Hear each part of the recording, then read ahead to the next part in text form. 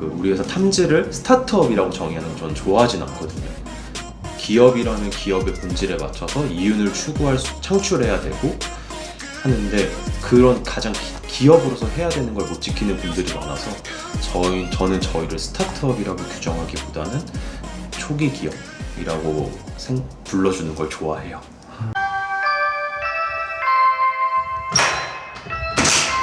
안녕하세요.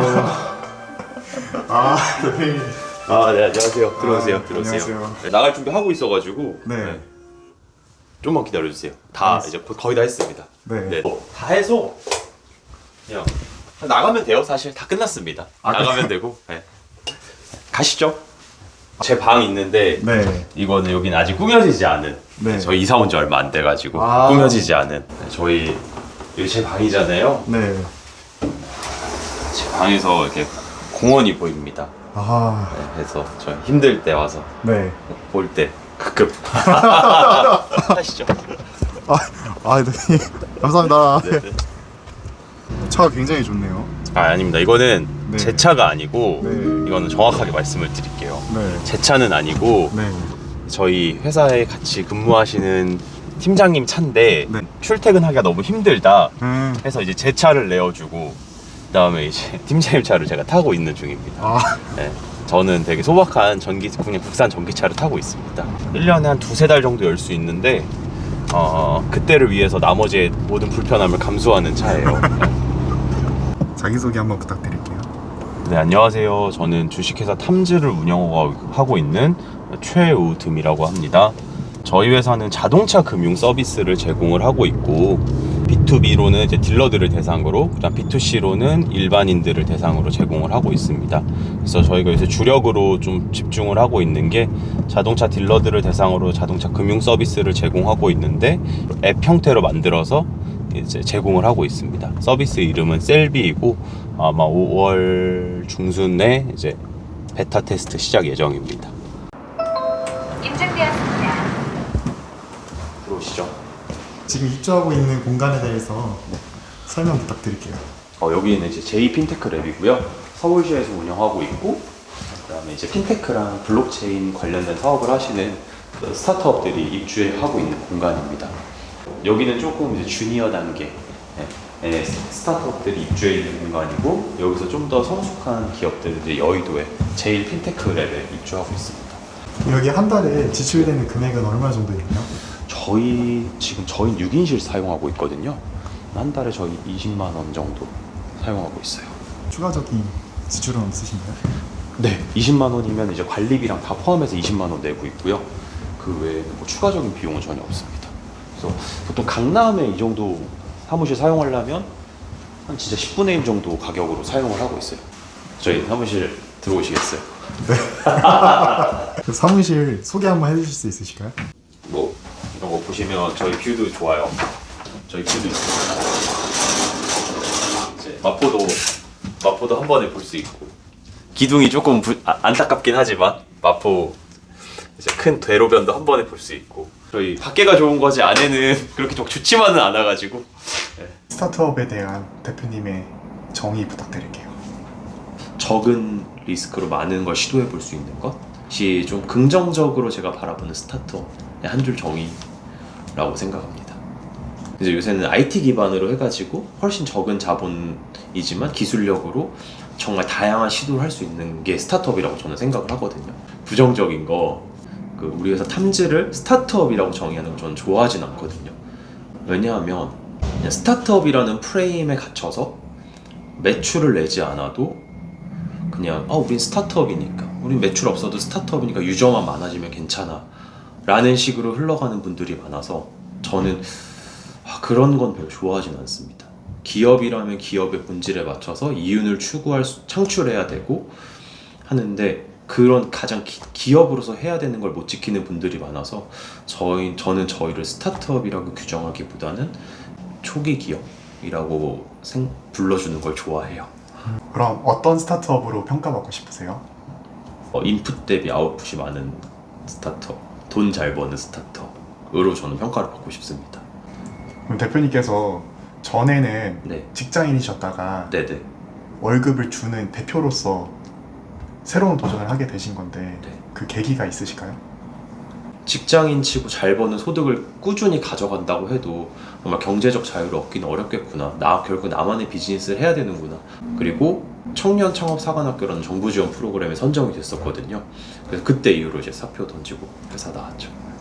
셀비는 어떻게 해서 창업하게 되셨나요? 지금 회사를 창업하기 전에는 그 수입차 이제 딜러사라고 하죠. 딜러사에서 일을 했었거든요. 업무할 때 이것 때문에 너무 힘들어. 뭐 견적 내는 거 너무 힘들어. 불편해. 이런 말들을 되게 많이 한단 말이죠. 그래서 그걸 듣다 보니 그때 왜 해결 안 하지? 그래서 그럼 내가 할까? 그래도 한 1년에 한 1억 이상은 모았던 것 같아요. 어차피 내가 소득이 있으니 이걸로 개발비를 좀 해서 이들의 문제점을 해결해 줄까? 라는 생각을 어느 순간 문득 했던 것 같아요. 그리고 그때부터 이제 기획을 하다 보니 이제 셀비라는 앱을 기획하게 됐고 어쩌다 보니 여기까지 와버렸네요. 스타트업을 하시면서 네네. 무엇을 얻고 무엇을 잃으셨을까요? 이런 거 건강이 좀 많이 안 좋았었는데 지금은 좀 관리도 하고 해서 많이 좋아졌고 근데 이제 얻은 거는 인사이트를 얻은 것 같아요. 그러니까 정말 볼 수 있는 게 너무 다르거든요. 제가 직장인일 때 볼 수 있는 세상이랑 정말 비즈니스를 운영하면서 볼 수 있는 세상이 너무 다르고 그때는 회사 다닐 때는 이해 못했던 임원진들의 생각이 이런 게 조금 이해가 가더라고요. 스타트업 대표로서 살아보니 네. 어떠신가요? 좀 제일 많이 느끼는 거는 약간 외로움? 회사 다닐 때는 힘든 일이 있으면 그거 같이 고충을 토로할 수 있고 같은 눈높이에서 토로할 수 있는 사람들이 있었잖아요. 근데 지금은 우리 회사 일에 대해서 제가 정말 진솔하게 나 이런 것 때문에 힘들다 이렇게 털어놓을 수가 없거든요. 약한 모습을 보이면 그 사람들이 우리 신뢰를 못할 수도 있고 우리 팀원들이 그래서 항상 좀 강한 모습만 보이려고 하고 하는데 그게 되게 외롭습니다. 눈이 좀 촉촉해지는 것 같은데. 셀비가 네. 그리고자 하는 가장 마지막 단계는 어떤 걸까요?